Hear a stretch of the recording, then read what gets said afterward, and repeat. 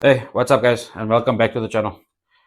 Okay, so in our previous video with regards to the two engines, uh, we've done a full engine build on it. I went in detail into a lot of things, but I also didn't go in detail, and purely because you're busy assembling an engine, and I've got the camera on a static, and um, your focus is not on the video itself; it's more on building the motor. So I do apologize for that. I will try and get production a bit better, but for now, we're doing what we can with what we need to do and with what we have, right? So this is now the second motor, and you guys can see that there's only one motor and not two. That's because in the last video I told you guys that we had a surprise for you. So part of that surprise is, you know what? Let me stop talking about that surprise and let me show it to you. Right? So it's still in development. There's still a lot that we got to do to it, but it's a good foundation, it's a good base, and it's a good platform to start working from. Okay, this is what I was talking about. So what you guys are seeing here now is basically a starter bench, right? It's a very basic, simple starter bench for an M20 engine. So this bench specifically is built for M20s. I will build another one for the M30s, which will be the triple threes, and obviously later M30 motors afterwards. Let me give you guys a rundown quickly, right? For those that know me, know that from about 2016, 2015, 2016, we were one of the first to start up BMW engines on the bench. I'm not talking about the M20s and multivalves. I'm talking more the E90 motors, the N42, N46s. We started up the double runners, the M54s, and if you go further down into our YouTube directory, you'll actually see the videos of that.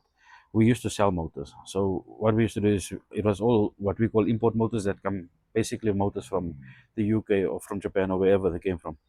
We would bring them, or we had somebody supplying it to us, brought it in, and instead of selling a customer a motor that no one knows the condition of, we would then put it on the bench, start it up, and we had a very good hit rate. And some of the motors are still running in those cars just because they were started up properly, the procedures were correct, there was no misunderstandings and so on like that. I think Sparky is still running one of our motors. I don't think that motor is broken. Is it? I don't know if it broke it, is it? But this is like 5 years later.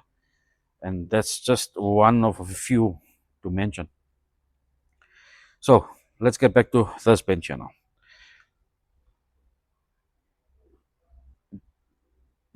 You'll see a lot of the guys starting motors up on the floor, right? And it's all good and well. You can start the motor up wherever you want. It doesn't necessarily have to be on a bench.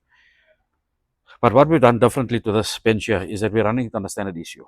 So what I've been trying to do is basically simulate the engine bay of the specific car that we are busy working on, meaning that it'll have that car's specific ECU, it'll have that car's coil, that car's engine harness, that car's airflow meter, idling valve, water pipings.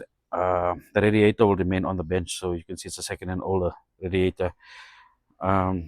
It airbox, basically the kit for that car. So when we're done testing and starting up here, in theory I should be able to take off from here, put onto a car, and everything is tested already.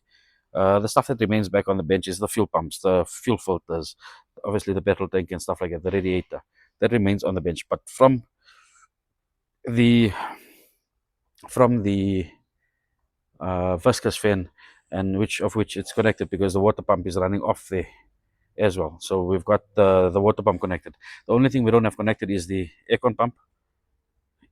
No, the aircon pump is actually connected. We don't have the power steering pump connected. And the reason we don't have that connected is because if it's going to turn out, it's going to turn dry. There's no lubricant, there's no power steering fluid running through it. So it is going to mess up those gears. And it, as I showed you guys in the last video, it is going to cause wear on the shafts, on the cam, on the inside. So we are gonna simulate that by putting a cross member on. We're gonna be putting a steering rack onto the cross member, running the pipes with it. We can then run a bottle separately, and we can float it up, or we can top it up with fluid. Connect the pump up, put the belt back on, connect the pump up, start it up, and we'll be able to actually test the steering racks on it. But the basic test that we'll be able to do is left and right turning and just check for leaks, right?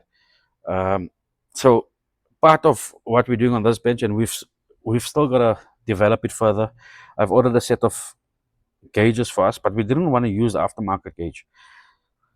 So what we've done differently is we've actually using the C101 connector here, and we've actually got an E30 cluster in the front. But the E30 cluster is very primitive, in the sense of you've only got an oil light there, you've got a battery light, and you've got your temperature gauge.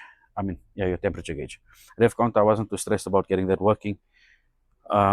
But we've got those three items working. So I'm still trying to make a decision. I have ordered some, but I'm trying to make a decision if we're going to keep it this way here, or if I'm going to move over to a digital system where we'll control, or we'll be able to monitor the temperature digitally.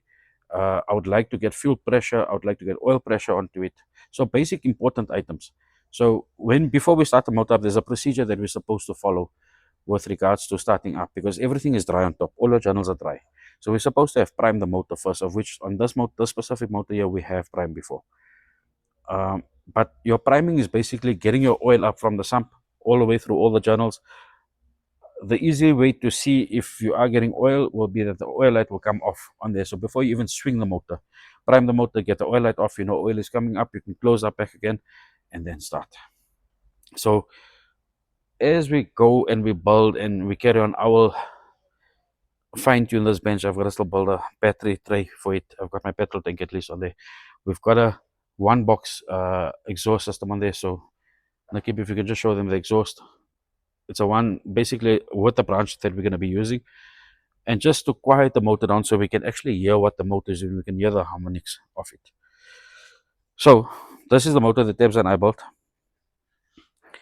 I think the only issue that we had on this motor was there was one injector that was totally not blocked, it was totally stuck.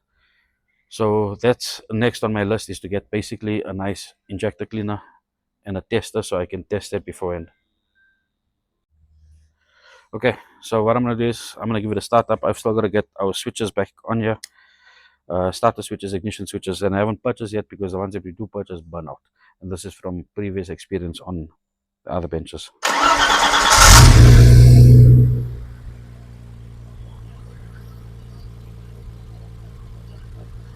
So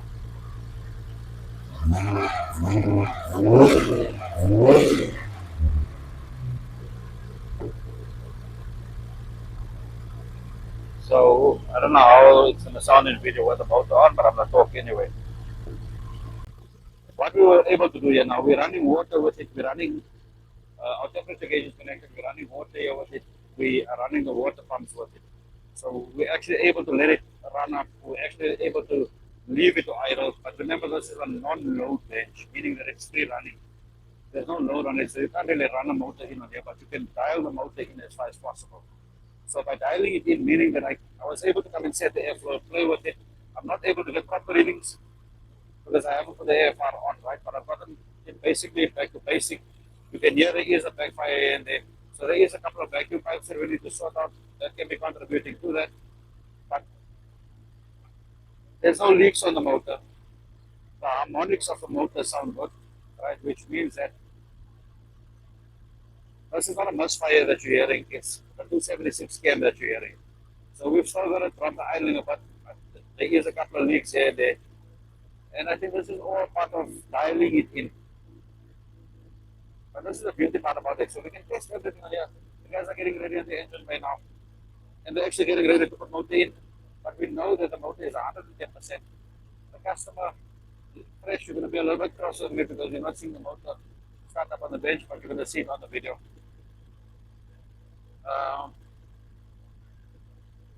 But here's the motor. I'm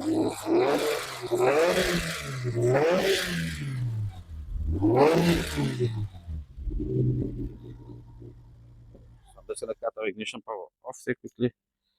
Let's do one more startup. That This is the nice thing about it. It's a startup motor. It's not a mission to start. It's not suckling to start.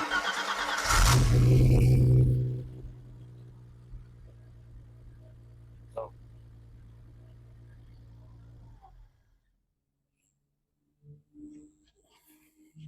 yes, there you go. It's as simple as that. Um, the gearbox on this here, just by the way, quickly. I've sent the boxes in, so I'm gonna do another video on the gearboxes. This is just our test box, just so we can get the starter aligned and so on like that. Now, it's not a long video. It's not a 1 hour video from last week. I hope you guys enjoyed it. Let me know what you guys think. Drop me a comment. Let me know what you guys think. I think, yeah, let me know what you think. Cheers, guys. I'll see you on the next one.